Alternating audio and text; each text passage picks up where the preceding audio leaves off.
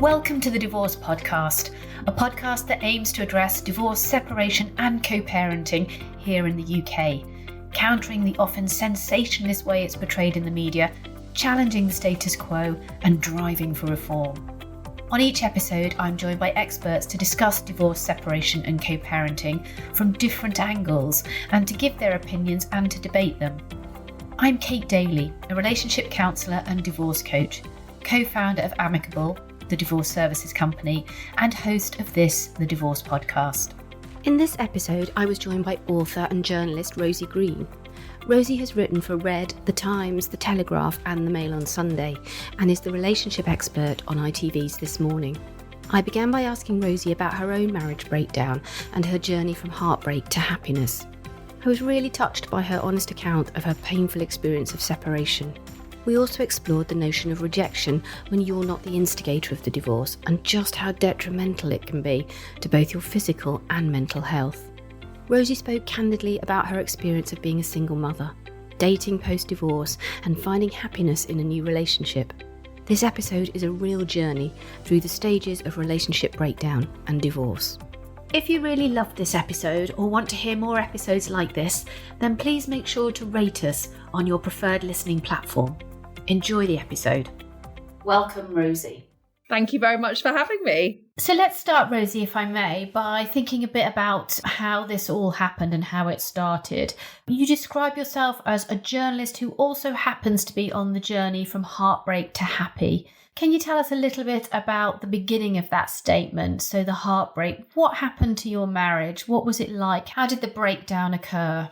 Well, I'd had a very long and successful, I thought, relationship with my husband, who I'd met, only at 18. So we'd been together for 26 years and married for 15. And we'd had a really stable, happy relationship, and so for me, for it to break down felt incredibly shocking and destabilizing, and it came out of the blue for me. I hadn't seen it coming, and it was the summer of 2018, and only for a few, like maybe 2 months before, I'd started to display some kind of behavior. I remember I'd said to a few girlfriends, I was a bit like, staying out more, and he's a bit more distant. There was kind of all these things in hindsight which are red flags, but it was still a massive shock to me when he said he didn't want this relationship. And I found some texts from somebody, and so I just went into free fall, really. I was just incredibly shocked.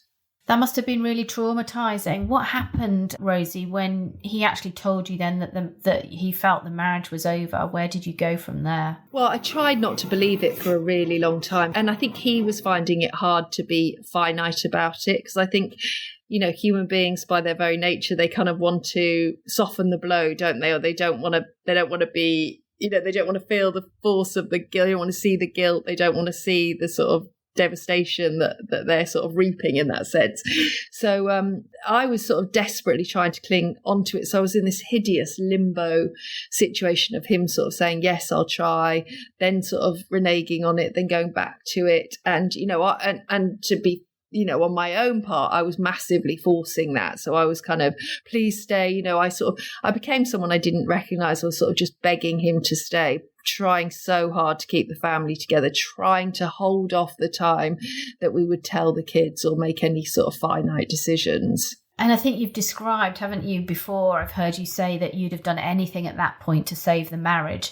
At what point did it become clear to you that it wasn't salvageable and that there wasn't anything you could do to save it? Absolutely. I was on the floor, I was begging, I was crying, I was trying all these sort of weird and random techniques that I read on the internet about sort of pulling back or being independent, or, when I sort of just wanted to hold on to his ankles. And then I got to the stage after about 2 or 3 months of this where Christmas was approaching, and I sort of had enough wherewithal, even though everything was so confused. I was sort of so confused about what was going on. But I sort of thought, actually, I know that what you're doing is you're going to sort of have the Christmas, and then you're going, and then you're going to go.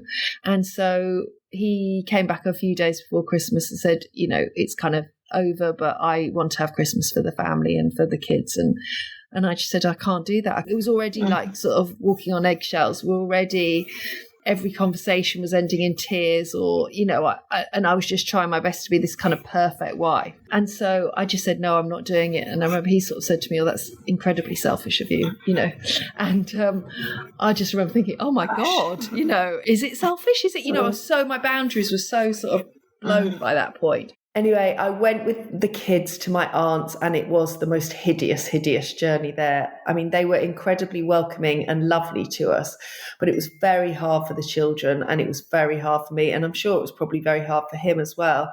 But yeah, I think that was the lowest point. And at that point, did you accept that the marriage was over? How do you know? Because I think people often say that to us, how do I know that this is actually it, that we've reached the point of no return? Did you have a sense of just knowing that, or were you feeling you were pushed down a path and you just had to go down this path because you had no choice? Do you ever get to a sense of acceptance that that marriage, the marriage was done? Yeah, I wish it was as simple as that. I don't think I felt that. I just felt like I couldn't take any more, actually. I couldn't, I was so busy trying to be this sort of shiny, the person that he wanted to come home to, for the first time, sort of putting makeup on, and for him coming home and ironing his shirts and doing all this sort of stuff that I hadn't done before. But I think actually I'd just become so physically depleted and, kind of trying to maintain this charade. And I'd not really spoken to any of my friends about it, or not very many of them, and I just felt like I couldn't keep it from them any longer. So at that point I just felt like, actually it's got to come out, because I need the support and I need the help. And but also on a sort of much more practical level, I could just see in his eyes, it was so weird. It was like, like Elvis says, he's lost that loving feeling. It really had. I could see that when he was looking at me, it was all sort of with disdain rather than love. And did things change then when you sort of came out about it, when you made it public that you were going to separate? Do you think things changed either publicly or between you and your friends at that stage? Yeah, I mean, for him, I think he thought of himself as a very moral man who would never leave his family or never do those things. So I think for him, it was very challenging for him, because he had to then deal with the sort of, the backlash and the judgment of everyone. And so that, I think, made him angrier, so he was cross and quite absent. And because I'd gone from this state of trying to keep everything together to now just thinking, okay, I'm focused on doing this on my own. I know I've got to survive on my own.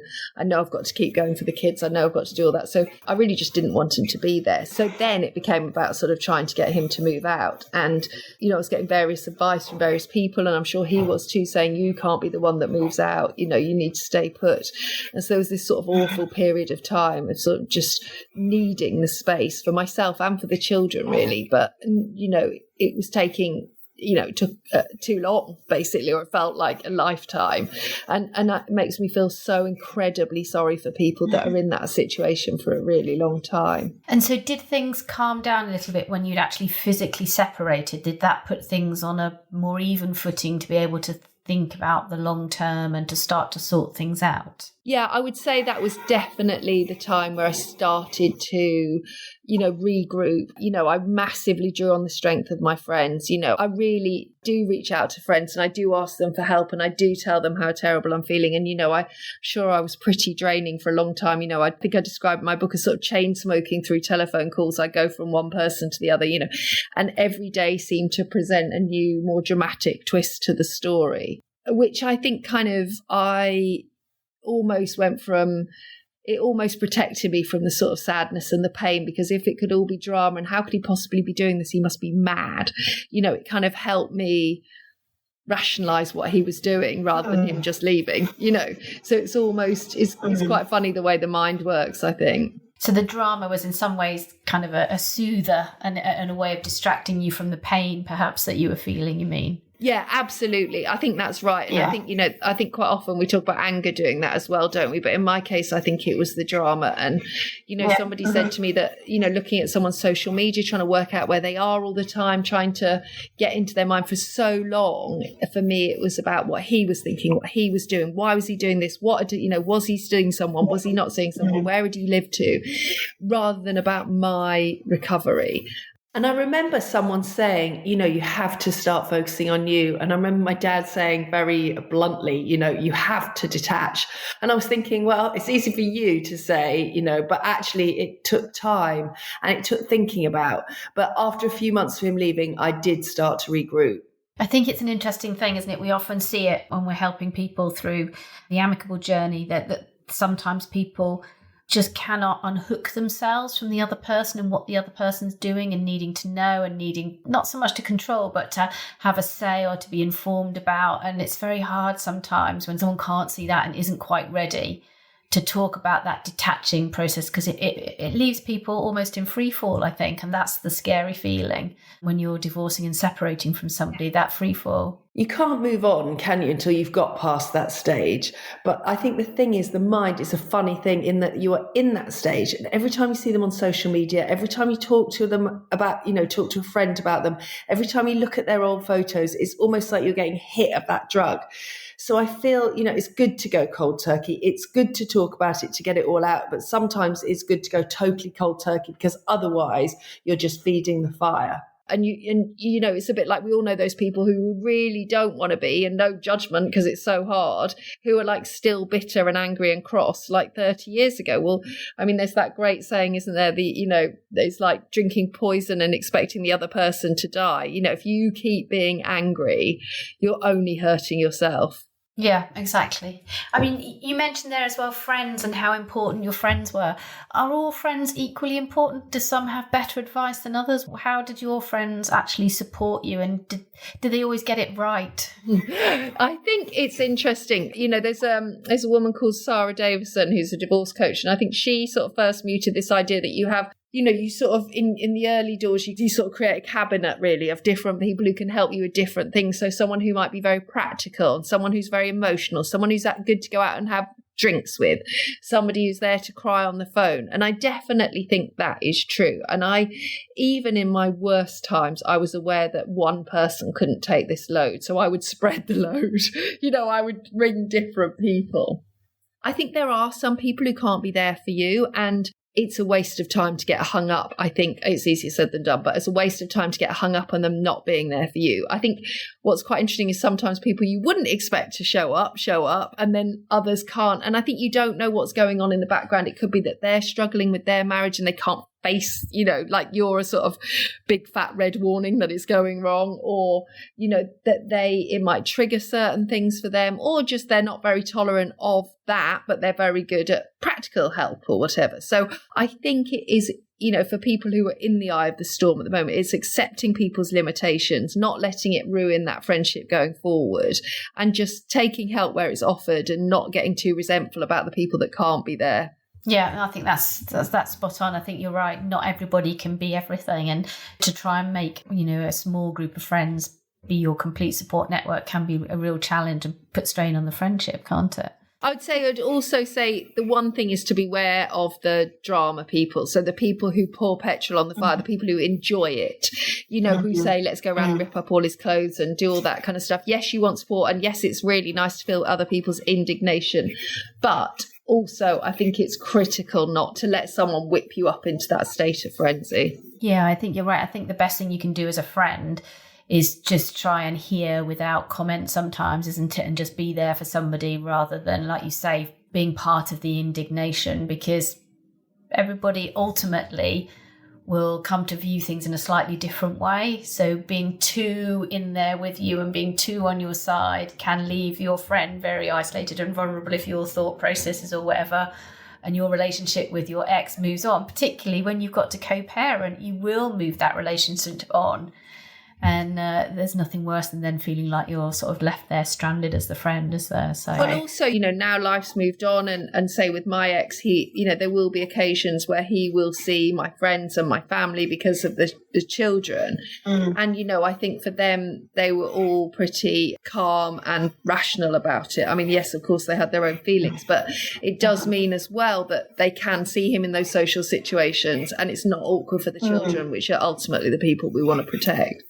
Yeah, absolutely. Tell me about this sort of moving on and shifting, because you obviously were in a very hurt space. You felt utterly bereft.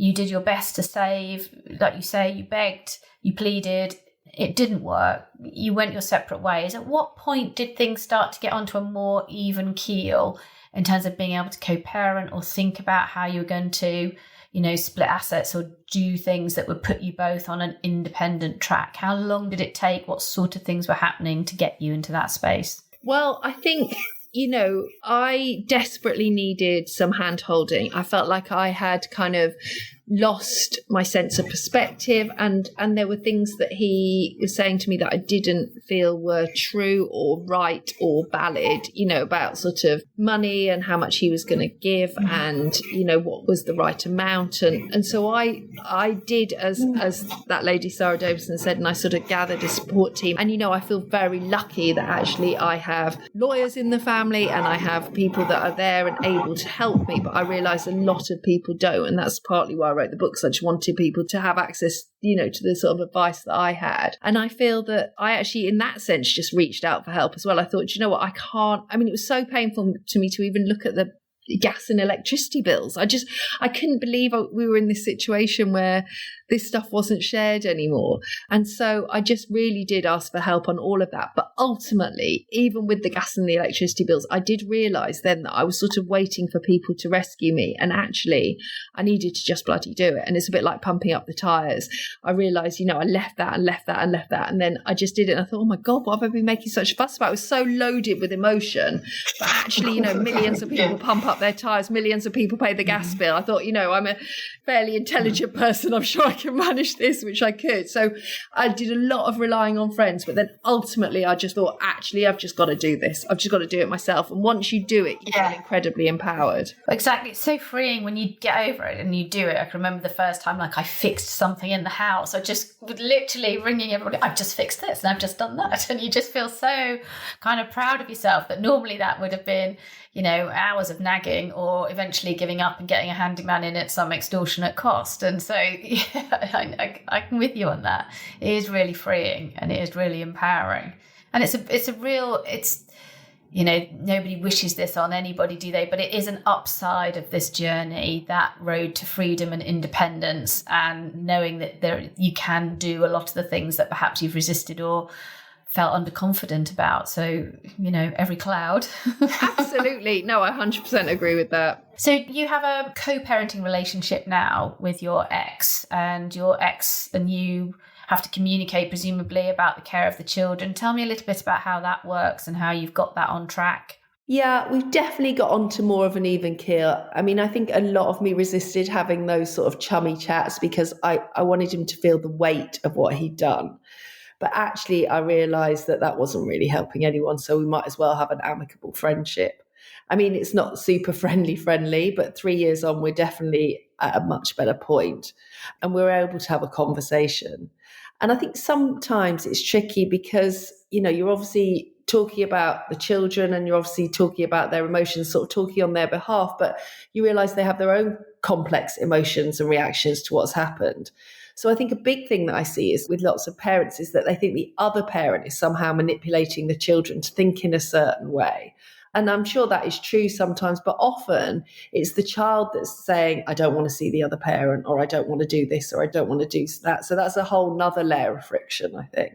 Yeah, I think you're right. I think there's a lot of times where parents ascribe meaning to the other parent, where in fact it's just the normal ebb and flow of relationships with your kids, and as they grow and as they become teenagers and various other things, relationships do change, and it does take quite an emotionally intelligent mindset to be able to navigate that rather than just do the easy thing, which is to blame the other parent, which I think is incredibly damaging. Because I think for most people, most of the time, as you say, both parents want what's best for their children and aren't interested in undermining the other relationship. There's so much evidence to show that it's just not acceptable, and it just has such a damaging impact on children. But yet there does seem to be a determination, usually because people are hurt, to blame the other parent. So it's really interesting that, you note that as a feature of kind of co-parenting relationships. I did definitely feel like that. And I'm not sure if you've heard this expression, but someone told me the other day that you need to love your child more than you hate your ex. Exactly. Yeah. That's a really good way of summing it up. But you also mentioned that the impact that your own parents' divorce had on you when you were growing up. And do you think that's had an impact on the way that you've handled your own divorce? Yeah, I think it probably has. I mean, it's certainly, before this had all happened, before this relationship had blown up, I'd done very minimal, although I write for a living, done very minimal sort of looking at myself and why my own patterns of behaviour had developed. And I think that is another gift of a massive split, in that it does make you think about those patterns if you're someone that is introspective, and actually hopefully not repeat them in your next relationship. And definitely for me, it made me realise that I put quite a lot of store in someone looking after me, I think, or not looking after me in that sense, but it was the one thing that I thought I couldn't survive through. I thought I can survive through illness or survive through this, but if this broke down, I would find it really hard, which is why I went for this particular chap, because he felt so solid and secure. But actually the gift of getting through this is I now realise I can do it on my own. I can, and I'm perfectly able to. And yes, I love to be in a relationship because it's, a lovely thing, but I don't need it. I don't need someone to look after me. And have you moved on from your divorce then? Have you gone out and have you done the dating stuff? And tell me a little bit about that. Yeah, I did. And actually, again, I think it's so hard to know. I mean, people are always saying to me, when am I ready to date? What am I ready to do? But I definitely found it helpful in terms of recovery, in terms of feeling like you're still alive and desirable and that there are options out there. And I think that, online dating gets a bad reputation, and it is sometimes brutal out there, but it's also a way of meeting people. And I think if you waited around to get set up, we'd be like Jane Austen heroines, just sort of knitting and doing embroidery until someone turns up. And then you get set up with someone by your mates and you think, really? Definitely a double-edged sword, that one, isn't it? Because you're very judgy about the people your friends set you up with, and then there's only so many people they know, and after a while you're like thinking, okay, this is definitely a numbers game, and I just need to get the volume up here. Exactly. And I have to say, I read this brilliant book before I started. A friend gave it to me called It's Just a Date, and it's so brilliant in that it just sort of sets up everything as a kind of, just see it as a night out, see it as a night out with someone new that's interesting. And I met so many interesting people actually, and I didn't think, oh my god, are these people I'm gonna go on 5 dates with them? Am I then gonna get married? Am I then gonna do this? Am I gonna do that? I just sort of thought, this will just be a fun evening actually. And generally they were. I mean, there were a few disasters, but they were generally fun. And what sort of things do you say to people when they ask you, am I ready? Should I be doing it? How do you encourage or not? Well, I think there are stages, and I think you could be ready for one stage of a relationship and not be ready for another. I mean, you could just sign yourself up to an app, and actually even just seeing that there are people out there or seeing the likes come in is helpful. And you could think, well, I'm not going to respond to anything. I'm not going to do anything. I'm just going to see what's out there. And even that in itself is positive. I mean, it stops you thinking you're going to die alone being mauled by Alsatians. It's all about you, actually. It's how self-confident you are feeling, because I think if you're still really down on yourself, then the massive thing that I learned about dating was just that people respond to what you're projecting. And if you're projecting confidence, that's so much more important than whether you've got like a killer body or amazing hair or all those things. It's about what you're saying, how confident you are. So I think, it's good to build yourself up to that point where you think, yeah, I've got a lot to offer. I've got a lot to bring to the table. I'm just conscious of time, but just thinking about, you've written this amazing book, and you said before that you feel, very pleased that you have the chance to pay it forward effectively, put something back, however you want to describe it, in terms of being able to give people some hope and optimism around their journey, just as you've navigated it. What really are the sort of top tips that you would give people when they're in this kind of heartbreak situation? What are the steps from heartbreak to happiness?